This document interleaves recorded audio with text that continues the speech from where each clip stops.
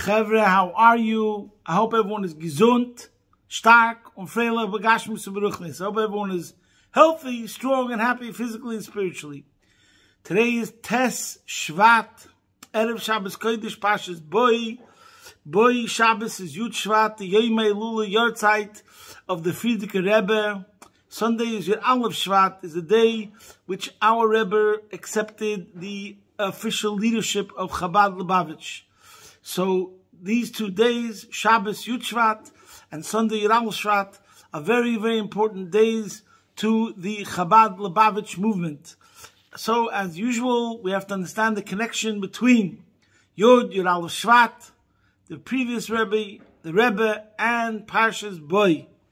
As usual, before we start, we will first, these weeks, as we said many times, our hearts and minds are our brothers and sisters in Eretz Yisrael. So we'll start with tzedakah, giving extra tzedakah, so that the hostages should come home now, the war should end now, everyone should be happy, and there should be peace in Eretz Yisrael. So here we're giving tzedakah, G'dei l'tzedakah shemakareves sagula Mashiach now.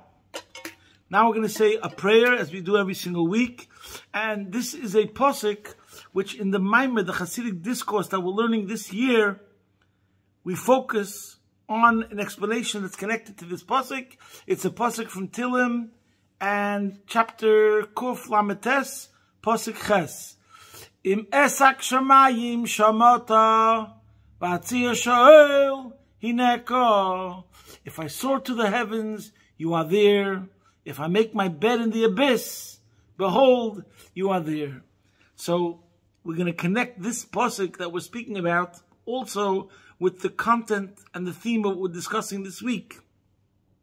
Now, in truth, what we're going to discuss this week, in a certain sense, the story of Parshas Boi, what makes this parsha unique, is the actual exodus of Mitzrayim, from Mitzrayim. Next week's parsha, Vayihi b'shalach Parai, Parai is chasing us, and then comes the miracle of the splitting of the Red Sea, and in a certain sense, that is even greater.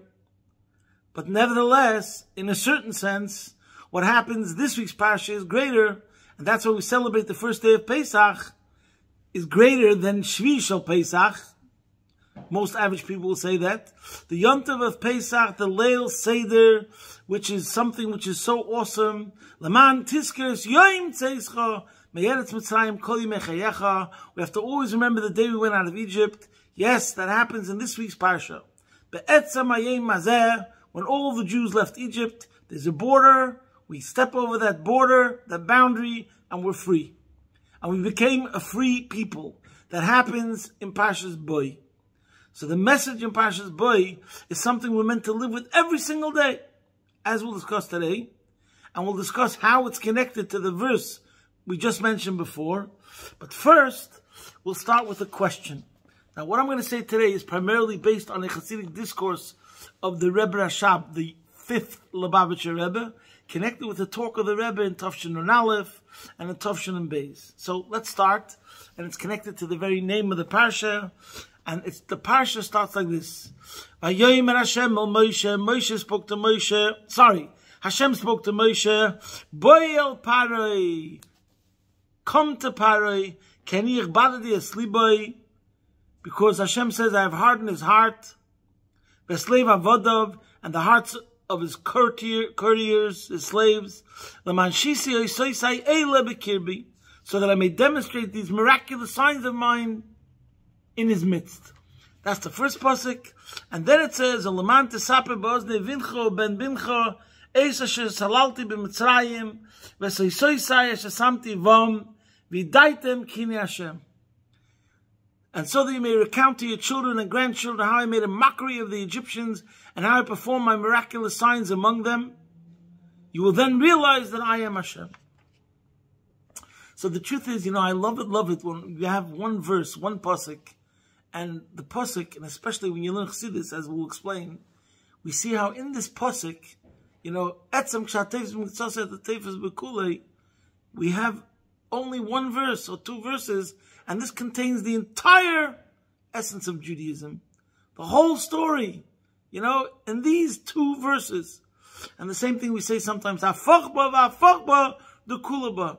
Toil in it and toil in it, because everything is contained within it. Sometimes it's true about, we generally talking about the Torah. The Torah contains everything. Sometimes it's one verse. Because the truth is, every single verse of the Torah contains really the whole essence. We just have to be very great scholars and tzaddikim to be able to see it that way. And this is what we'll see in this week's parsha. So over here, the Rebbe in many siches, in Tofshin Nun Aleph and in Beis, and the Balaturim talks about it. The famous question, why does it say in the Pasuk, Boi el Parei, come to Parei? The Pasuk should have said, Lech el Parei, go to Parei. That's one question. And in the Maimer, what I'm talking about, the discourse of the Rebbe Rashab, it's a Maimer of Boi el Parei, Tov Reish. I'm just going to tell you the page number. Whoever is learning Ayin Beis, that's a series of Hasidic discourses of the Rebbe Rashab. So this is a Maimer from Shabbos Pashas Boi, Tov Reish Ayin Hey. And it's in page 832, it starts. And what I'm discussing is the answers, which is making the 841. Tov Mem Aleph. So over there, the Rebbe Rashab asks the Klotz Kasha, why does the Pasuk say, Boi el Parei, come to Parei, ki ani ichbadati es libai? Because I made harden his heart. If anything, that's the reason I shouldn't go to Parei. Why is the reason that Hashem says, go to Parei, ki ani ichbadati es libai? I made him more stubborn. If Hashem is telling Moshe to go to Parei, so Hashem should have said, I softened him up already. He's going to listen this time. What's the logic in telling Moshe, go to Parei, come to Parei, because I hardened his heart? So over here, the Rebbe Rashab says we have an answer to one of the most fundamental general questions. If we had to have a discussion of what are the questions, the most famous questions that people have concerning religion and Hashem, so one of the most great questions is, how could there be Hashem? How could things come from God? Bad things. Why does bad things happen to good people? And what's the whole idea? What's the point? This is now what we're discussing more. What's the point of making an anti-God in the world? If the Eibishter stands for truth, and the Eibishter is only true existence, so why are the things in this world that are the opposite of that? They stand for things that are falsehood. As right now we're going through with the story in Eretz Yisrael right now in our current times, we've never seen such displays of protest by hundreds and hundreds of thousands of people that is all peddling lies, lies, lies. Mamish. Mamish like a blood libel. Now we have blood libels on a mass scale throughout many, many countries. What's going on over here? Why would there be such a thing? So that's a major question. And that's a question that Hashem answers in this week's parasha, which continues in that pasuk. We'll soon explain. And that's why the pasuk says, Laman Shisi Yisai Eila B'Kirbei, because it's all going to be a demonstration of how even more powerful Hashem is. And then it comes to the point that it's all really to impress upon a Yid that he should realize the power of Hashem. So let's go back. First of all, why does it say, come Boi el Parei? Because over here there's a Zohar that says that every single level that Moshe Rabbeinu dealt with before, the different levels of Parei, the different encounters were manifestations of Parei, lower levels of Parei. But not to the essence, to the core, to the headquarters, to the bunker, to the inner sanctum, so to speak, of the level of evil of Parei. And therefore Moshe Rabbeinu was a bit apprehensive.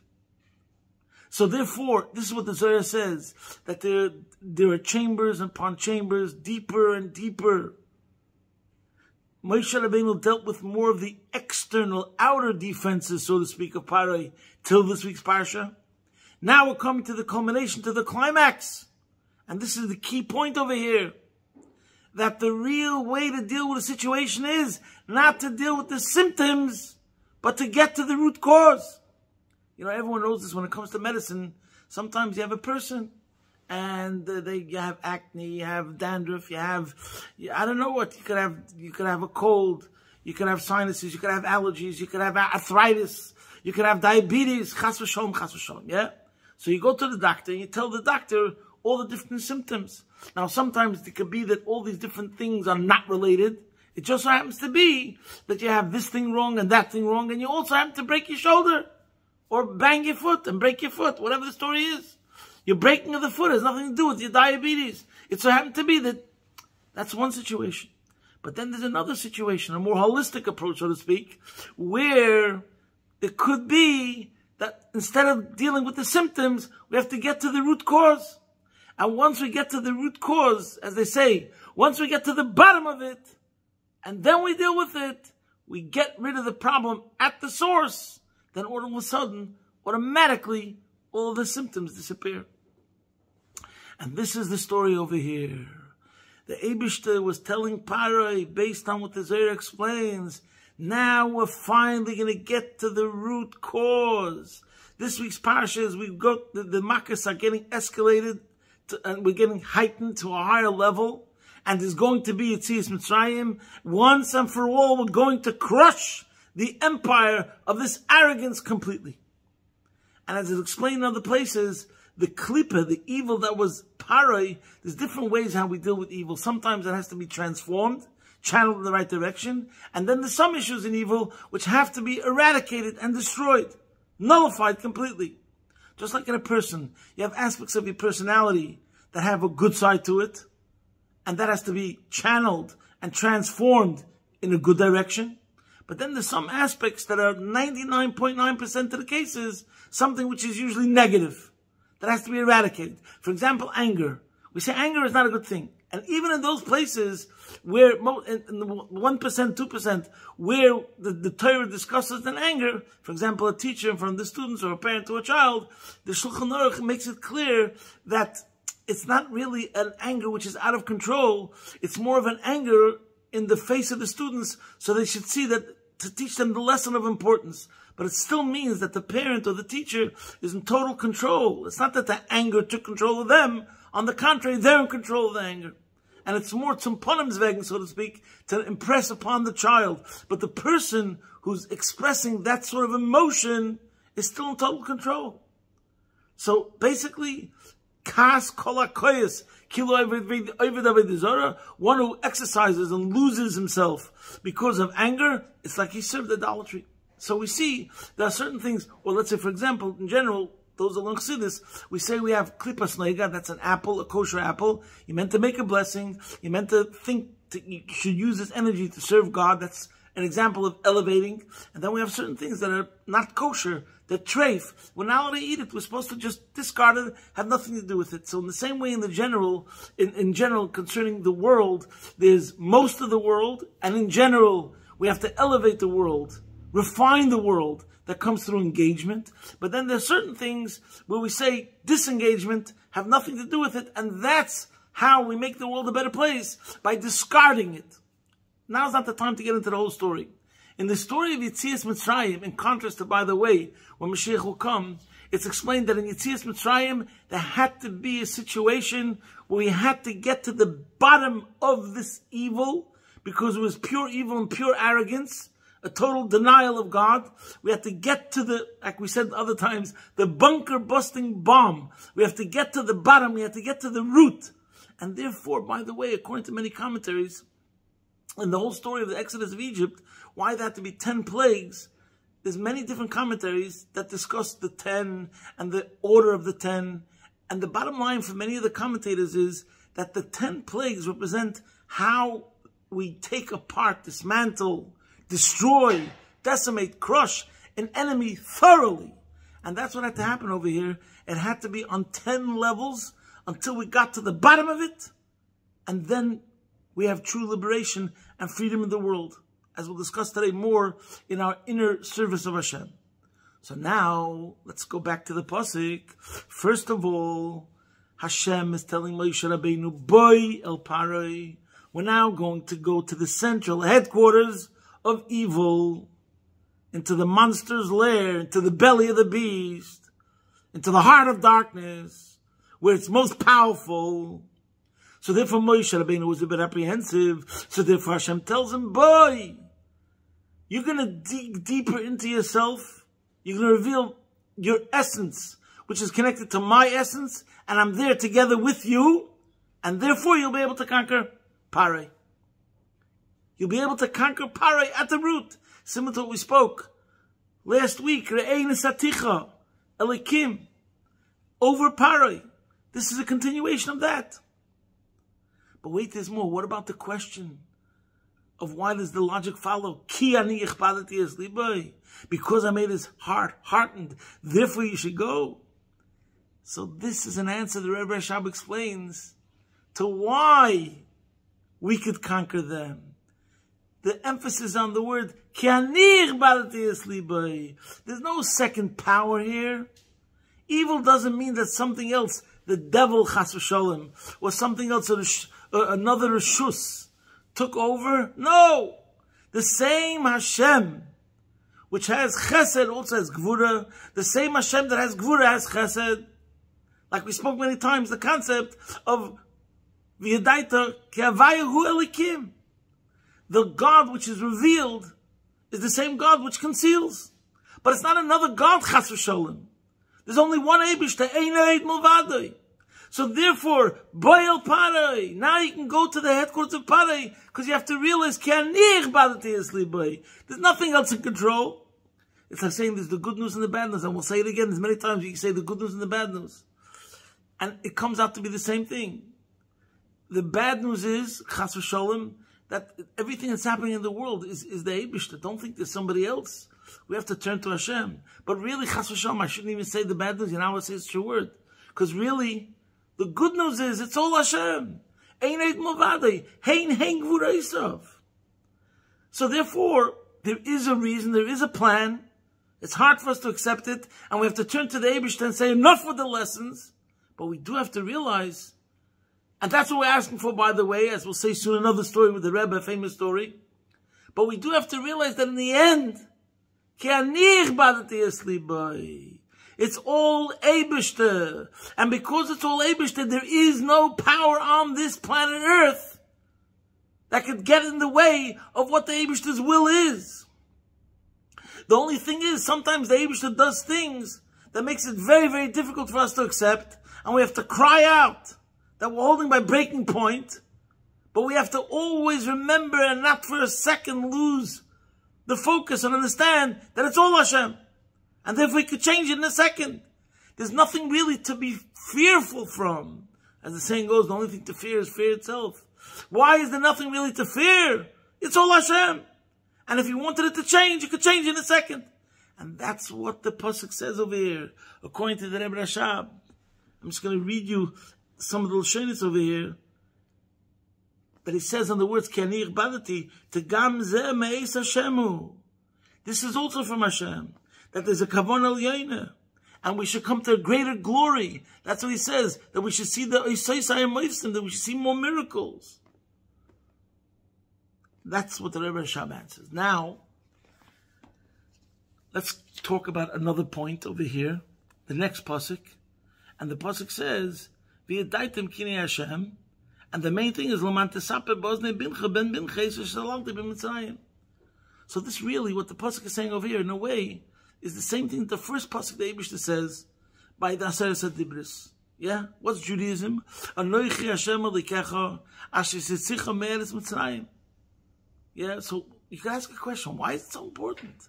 Why couldn't the Eibishter just say, like the first halach in the Rambam, Yisoides v'amuda chochmas leida shi Hashem motzi rishon.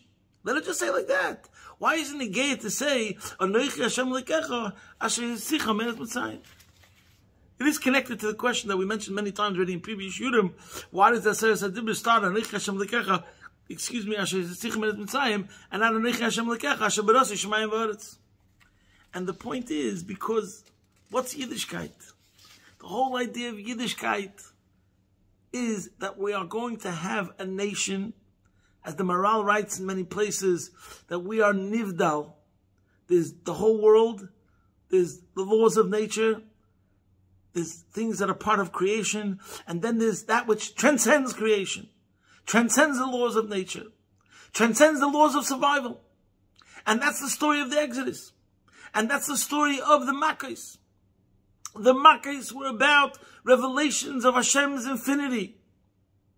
And that's the point, that even if a person is in a situation where it seems that there's totally insurmountable odds, and something that might have to defy the laws of physics, and something which doesn't make sense, and you see there's no way out, and according to the laws of nature, there's no way out. You have to, how is a person going to make panos if he can't work on Shabbos? How is a person going to be healthy when Hashem says you should cut yourself when you're 8 days old? How are you going to have a better marriage if you keep the laws of purity, which means you have to separate? All these sort of things that if you went to a marriage counselor, they'll say it might not make sense.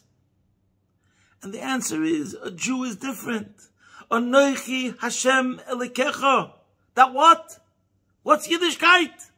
Asher says, Sicham Eretz Mitzrayim. Mitzrayim, as we said many times, doesn't only mean a place on the map, Egypt, but Milosha Mitzarim Megvulim, limitations. The whole idea of Yiddishkeit is, there's one set of rules, which goes according to the laws of nature, but Yiddishkeit is the opposite point. That it makes no difference what the laws of nature is. You should always know, you have the power of transcendence. Anochi Havaya Lekecha, Asher Yisichem Eretz Mitzrayim. We could transcend, we could be slaves for 200 years in a place, and not one slave ever escaped that place. And if it wouldn't have happened according to certain laws of nature, we might even still be slaves. But guess what? Hashem has no limitations. You could break out. You could be living in a world which is a cutthroat competition business world, and you could close shop for Yom Tov and for Shabbos, and you can make more money than your competition. Why? Because that's what a Jew is. And that's what the Pasuk says over here straight away after the Pasuk says, which means that we see the whole purpose of it all is to come to a greater demonstration of Hashem's infinity, and that ain't oid mulvadoi. So we see a revelation of how whatever level of opposition, whatever level of question, whatever challenging situation there is, the greater the challenge is, the greater the miracle that becomes revealed of God's powers, that He is in control. The whole point of the anti is to come to a greater affirmation and a greater demonstration of the conviction of the truth of Hashem. As we said many times, this is revealed generally in two ways. That which is with me will be, and that which is against me cannot be. So, in a certain sense, what the Eibishter does, he creates a facade of something that seems to be against, and might even be very powerfully against. But in the end, what comes out is that it becomes revealed that nothing. It becomes ashes. It becomes nothing. And therefore, the Pasuk continues that in the end, it's about that a Jew should see this point and live with this point. And therefore, Tesaper B'ozne Vincha Ben Mincha Isa Shesalamte B'Mitzrayim V'Seisoisa Shesamti Bom V'Yadaitem Kini Havaya. This is going to be Negeya for the rest of the Jewish history for thousands and thousands of years. Laman Tiske Hashem Tzeischem Eretz Mitzrayim Kol Yimei Chayecha. Whatever difficulties, whatever hardships, whatever the situation is, you should know that Anochi Havaya Lekecha. Havaya Lekecha Anochi. There's the essence that's higher than Havaya and Lekecha. And therefore, there's no limitations. You could be, as the pasuk we started today, you could be in a situation of Sha'el, but even there you have to realize Hineka. Okay, so I want to connect this now quickly to the previous Rebbe and the Rebbe. And even though what I'm going to say now about the previous Rebbe is something which we could talk about for a half hour itself, and it's a point that I realized just a couple of years ago, and I don't want to elaborate, but this is the point. And that is, the previous Rebbe accomplished this thing in a way that no other Jew brought and revealed this truth of Eined Milvadai like the previous Rebbe. To put it in one sentence, the greatest three forces in the world, political systems, in the last 100 years was fascism, Rahman al-Islam, communism, Rahman al-Islam, and democracy.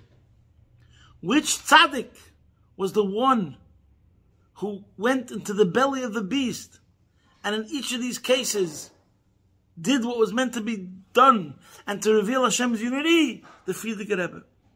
The Frierdiker Rebbe was arrested in 1927, and he was in a prison where they would kill a Jew with the same sensitivity like they would swat a fly.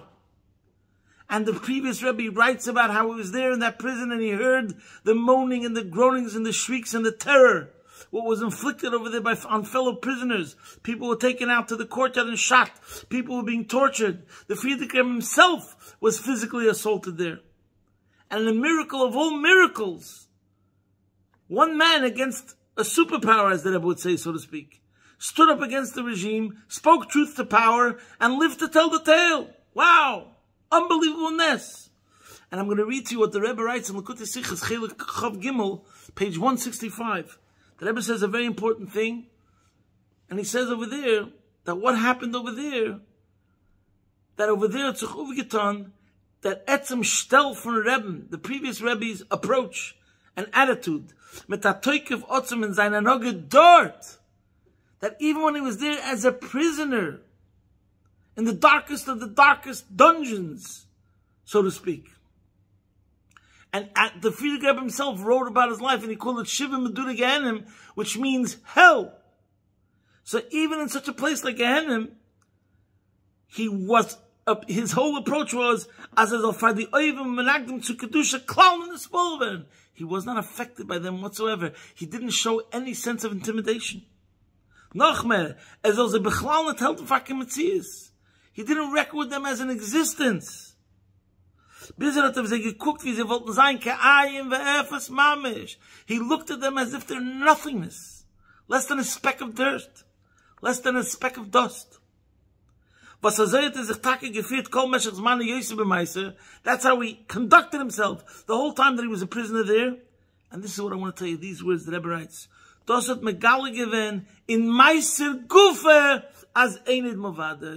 That revealed that in the state of imprisonment itself, Einid Movadei.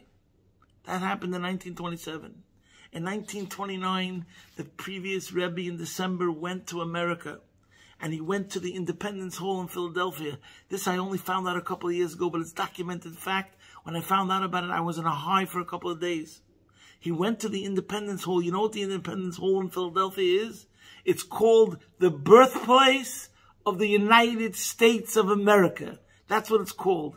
The birthplace of the United States of America, which means he went into the belly of the beast in a good way, where the United States of America was born, which is a sense of independence, which could be something that not necessarily is connected to Hashem, but he went there into the heart of democracy in the Independence Hall, and it says that he sat in George Washington's chair, and he gave a speech very similar to the speech that we all know about, the Sikha the Rebbe spoke in Vayeshev Nun Beis, which in 1994, Parsha Vayeshev, the Rebbe spoke a talk, how democracy is not a contradiction to religion. Guess what? The previous Rebbe already spoke that content in the December of 1929. So that means, again, he went to the heart of democracy, into the central headquarters of democracy, in the birthplace of the United States of America, and he channeled it. This is where you channel the world in a way of klipas nega, engagement, in a good way. He takes the idea of democracy, he speaks about it, and he says how it can be channeled for Hashem. That was in 1929. And then there was 1940, where he was in German-occupied Warsaw. The Frierdiker Rebbe, as far as we know, is the only documented story where was a Jew who was rescued by the Nazis in Yamach Shemam. He was escorted by Nazi unit soldiers out of German-occupied Warsaw, and he was and he was escorted out. They took him to I think Munich, or Berlin, and then from there to Riga, and then ultimately his life was saved. Baruch Hashem. The point is, and I think there's a book, a secular book that was written, I think it's called Rescue from the Reich. And I remember reading in that book where this author, who's not a religious person at all, it's a secular book printed by some university press, where he says there is no other documented story of a Jew who was escorted by Nazis outside of Germany, outside of a Nazi-controlled country. Now, whatever the story is, but that definitely, if you have any belief in the power of tzaddikim and how the Eibishter runs the world, so obviously at that time, Germany wasn't in war with the United States, and there's an explanation to it. But the point is, the story itself, that the previous Rebbe was in Warsaw after it was already German occupied, and he was able to get out of there, shows that it was a certain Kabbalistic concept. Like everything that happens with a tzaddik, it's a bir, it's an elevating of the world, it's an elevating of something.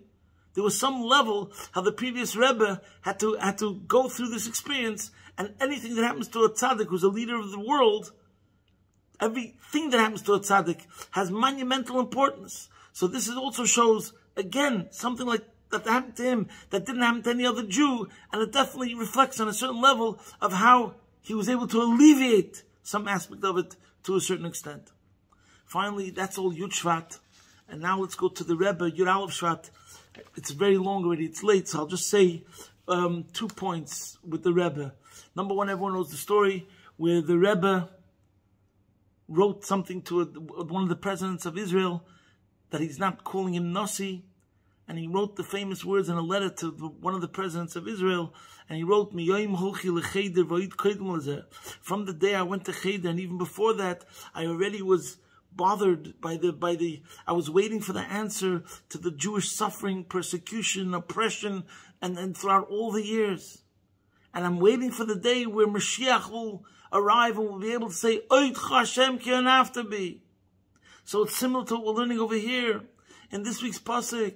We have to remember, Kanich Badati, it's all Hashem. But that's not good enough. Because like we said a couple of weeks ago, right now, thank you very much, we're going through an exile. We do see miracles. We want to see more miracles. But it's not the ultimate. We want the ultimate. Just like we understand in Klippa that we have to get to the rock bottom. And we have to get to the source. And enough with the symptoms. It's the same thing in the opposite way. A miracle lahina, a miracle laher, Amen Hashem, please show us many, many miracles in a revealed way. But in the end, we want the miracle, the ultimate miracle. There's a story with the Frierdiker Rebbe that was Chassid who said there should be many Yeshuas. The Frierdiker Rebbe said, we just need one Yeshua, aber Arichtige. We need one Yeshua, one salvation, one help. But the right one, the jackpot, is going to take care of everything. Once we have Mashiach, it'll be the end of all suffering. So the Rebbe was saying he's waiting for the day we'll be able to say, Oidcha Hashem ki anaftabi. We'll finally get the real answer. When Mashiach comes, the ultimate aha moment, then we'll be able to really appreciate all the suffering and the hardships that have befallen the nation throughout the whole years. It's not enough that we survived. It's not enough even that we thrived. Because Hashem was with us, we need to see that we still feel the pain. We still feel that the price was too steep. Right now there are hostages. Hashem Yirachem, please. Right now there are soldiers that are still Rahman al-Flan have to pay the ultimate price. Enough is enough. We want the ultimate. Let's get to the core. Let's get to the root of the salvation, the revelation of Atzmos U'Ma'os, Gula Mitzvah Shlema. And therefore, getting back to the Rebbe, who was so mind-boggling that as a child, this is a story that's straight up Moshe Rabbeinu level. Where do we find the story of a Jewish child who's bothered by the age of 3 and 4 about what? Not about ice cream, not about chocolate, not about toys. His problem in life is Jewish suffering throughout the ages.